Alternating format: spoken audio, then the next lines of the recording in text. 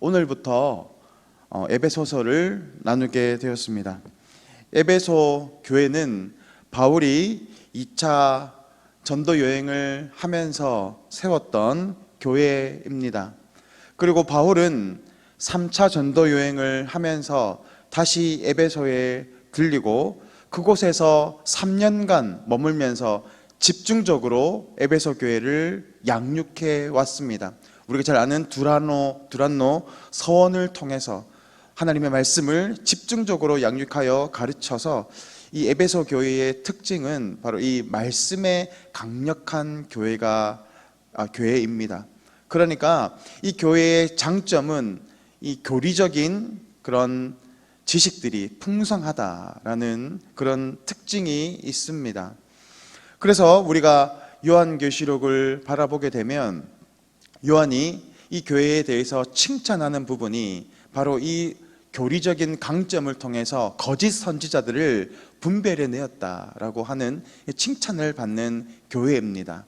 반면에 약점도 있습니다. 그들이 성경적인 지식은 풍성했지만 반대로 그런 말씀대로 살아가는 그런 삶의 순종들이 부족한 부분들이 있었다라는 것입니다. 그래서 요한계시록에서는 이 에베소 교회에 대해서 첫사랑을 잃어버린 교회다라고 책망을 받는 교회이기도 합니다. 그러나 이 교회는 그럼에도 불구하고 지금 이 시대에는 하나님을 사랑하고 또 복음의 능력 안에 거하는 그런 능력 있는 교회이기도 했습니다.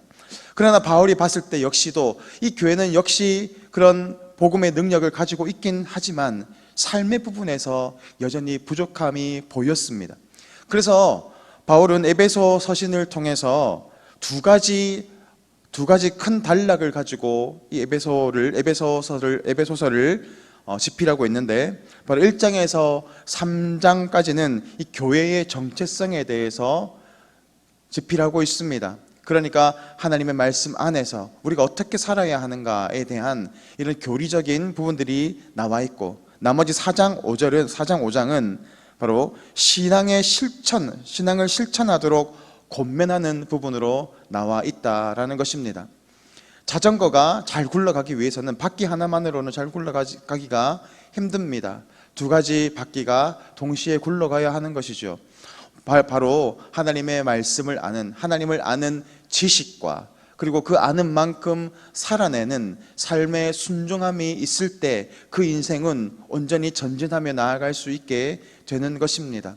그러므로 우리가 오늘 에베소서를 오늘부터 바라보게 될 텐데, 하나님을 아는 지식이 또 우리 가운데 다시 한번 점검되어지고, 그리고 그 말씀대로 내가 잘 순종하고 살아가고 있는지를 돌아보는 그런 은혜의 시간이 되기를 간절히 소망합니다. 하나님께서 우리를 지으신 목적이 무엇입니까? 그것은 바로 이사야 43장 21절에 명확하게 드러나 있습니다. 이사야 43장 21절 말씀 우리 다 같이 믿음으로 읽겠습니다. 시작. 이 백성은 내가 나를 위하여 지었나니 나를 찬송하게 하려 함이니라. 아멘. 우리를 지으신 목적은 바로 하나님을 찬송하게 하기 위하여 우리를 지었다라고 말씀하시는 것입니다. 그것은 단순히 기계적으로 하나님을 찬양하라라고 하는 그런 의도로 지어진 게 아니라, 하나님께서 자격이 없는 우리를 사랑해 주셨고 구원해 주셨고 끝까지 붙잡아 주셨고 인도해 주신 그 하나님의 사랑과 은혜 앞에서 이렇게 하나님을 찬양하고 그의 이름을 높이도록 우리를 지으셨다라는 것입니다. 다시 말하면 그냥 기계처럼 우리를 지은 것이 아니라 하나님의 은혜 앞에 기뻐하고 또 그 은혜를 누릴 수 있는 그런 존재로 우리를 지으셨다라고 하는 것입니다. 오늘 사도 역시 에베소서의 이 서두 부분에 이것을 강조하고 있습니다. 하나님을 찬양해야 하는 이유를 설명하고 있는데, 우리가 하나님을 찬양해야 하는 그 이유가 어떤 것일까요? 먼저 사도는 5절에서 예수 그리스도로 말미암아 자기의 아들들이 되게 하셨다라고 말합니다. 우리가 찬양해야 하는 이유, 바로 우리를 하나님의 아들, 하나님의 자녀로 삼아 주셨다라고 하는 것입니다. 이것은 우발적인 사건이 아닙니다. 오늘 사도는 우리가 하나님의 자녀가 된 것은 이 세상을 짓기 전, 바로 창세 전부터 하나님의 거룩한 계획이 있었다라고 하는 것을 말하고 있습니다. 우리가 잘나서가 아니라, 우리는 여전히 연약하지만 하나님은 우리가 쓰러질 것을 아셨고 우리가 범죄하실 것도 미리 알고 계셨습니다.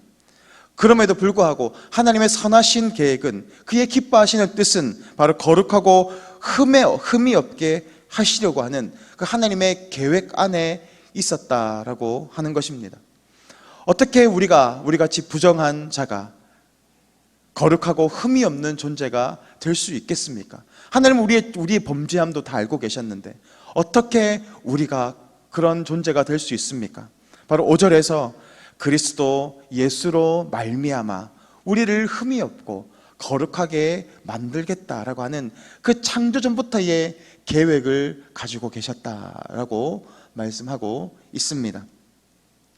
우리가 하나님의 이 계획을 알게 된다면, 하나님의 그 기쁘신 뜻을 우리가 깨닫게 된다면 우리의 반응이 어떠해야 하겠습니까?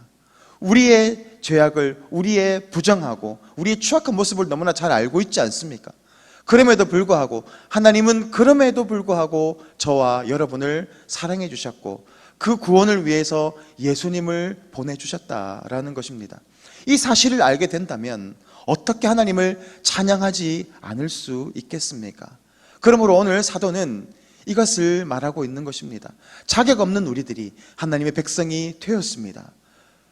그러므로 우리는 마땅히 하나님을 찬양해야 하는 것이 당연한 우리의 본분이다 라고 말하고 있는 것입니다.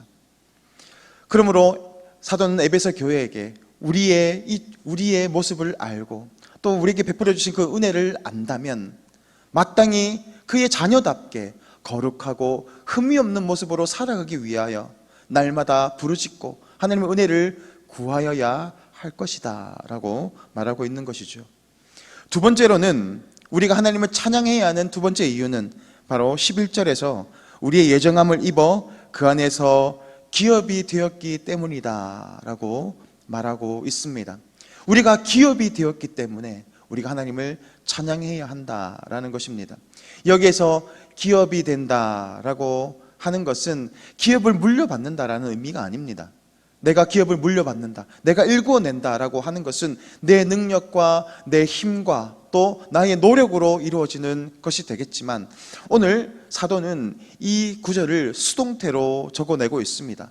너희가 기업을 운영해라 라고 하는 것이 아니라 너희가 기업이 되었다라고 말하고 있는 겁니다. 그것은 뭘 의미합니까?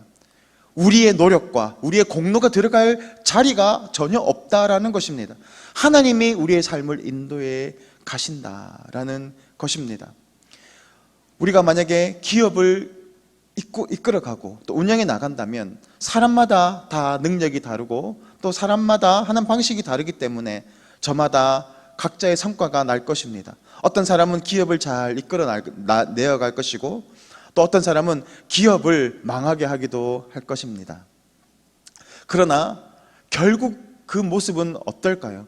최종적인 모습은 결국 파산하게 되어 있습니다. 왜냐하면 우리는 이미 죄에 오염되어 있는 존재이기 때문입니다. 그러므로 내가 내 힘과 내 능력으로 나의 탁월함으로 내 인생을 일구어 가다 보면 결국에는 잘 되는 것 같고 또 성공하는 것처럼 보일 수 있을지 모르겠지만 결국에는 파멸로 나아갈 수밖에 없기 때문에 하나님은 우리에게 이것을 맡기는 것이 아니라 하나님께서 우리의 삶을, 우리의 이 기업됨을 이끌어 가시고 운영해 나가신다라고 하시는 것입니다. 그러므로 하나님께서는 어떻게 우리를 이끌어 가십니까? 우리를 그리스도 안에서 우리를 속량, 다시 말하면 구원으로, 죄 사함으로 이끌어 가셔서 우리의 삶을 하나님이 기뻐하시는 거룩한 모습으로 나아갈 수 있도록 하신다라는 것입니다. 그러므로 마땅히 우리가 기뻐하고 하나님을 찬송해야 한다라는 겁니다. 우리는 이러한 큰 복을 받았습니다. 하나님의 자녀가 되는 권세를 받았고 하나님은 우리의 삶을 인도해 가시는 놀라운 축복을 받았습니다. 그리고 우리가 찬양해야 하는 가장 큰 이유는 바로 성령의 인치심을 받았기 때문이다 라고 오늘 13절에 말씀하고 있습니다. 이러한 약속의 말씀들을 이제는 성령께서 인쳐주신다라는 겁니다. 오늘 사도는 그것을 기업의 보증이 되셨다라고 말하고 있습니다. 기업이 보증이 된다라고 하는 것은 바로 어떤 계약을 할 때 그 계약금을 가리키는 당시의 경제 용어입니다. 계약이 진행이 됩니다. 그러면 뭐가 있어야 됩니까? 계약금이 있어야 그것이 계약이 진행되지 않겠습니까?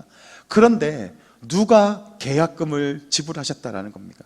성령께서 친히 자신의 존재로 이 약속을 인치셨다라는 것입니다. 때로는 우리가 넘어질 수 있고 때로는 우리가 하나님을 떠날 수도 있습니다. 때로는 하나님의 마음을 아프게 할 수도 있고 죄악 가운데 타락할 수도 있습니다. 그렇지만 그 넘어짐은 영원하지 않을 것입니다. 왜냐하면 성령께서 우리를 붙잡고 계시기 때문입니다. 우리는 상황과 환경에 따라서 흔들리는 존재입니다. 그렇지만 성령이 우리를 놓지 않으십니다. 우리를 포기하지 않으십니다. 그래서 넘어져 있는 그 순간에도, 쓰러져 있는 그 순간에도 주님은 우리를 붙잡아 가셔서 결국 하나님의 구원으로 이끌어 가실 것이다 라고 말씀하시는 것입니다. 오늘도 우리는 이러한 큰 복을 받은 존재입니다. 그렇다면 우리의 마땅한 반응이 무엇이겠습니까? 오늘 사도가 말하는 것처럼 기쁨으로 하나님을 찬양하고 그를 높이는 삶을 살아야 할 것이다 라는 것입니다. 오늘도 우리에게 주어진 삶을 살아가야 합니다. 때로는 힘들 수 있고 또 어려울 수 있고 절망의 상황이 올 수도 있습니다. 그렇지만 우리가 낙심하지 않는 것은 성령께서 우리를 붙잡아 주시고 오늘 우리에게 주셨던 아들됨과 기업됨의 이 복이 오늘도 우리 삶 가운데 놀랍게 이루어갈 것을 우리가 바라보기 때문에 그렇습니다. 그러므로 오늘도 기쁨으로 하나님과 동행하시는 그런 복된 성도님들의 삶을 살아가시기를 주님의 이름으로 축복합니다. 이 시간 화면을 보시고 다 같이 기도의 제목을 읽겠습니다. 날마다 말씀의 깨달음이 더욱 깊어지게 하옵소서. 성경적 지식만큼 순종의 능력도 자라나게 하옵소서. 아멘. 이 시간 다 같이 기도하겠습니다.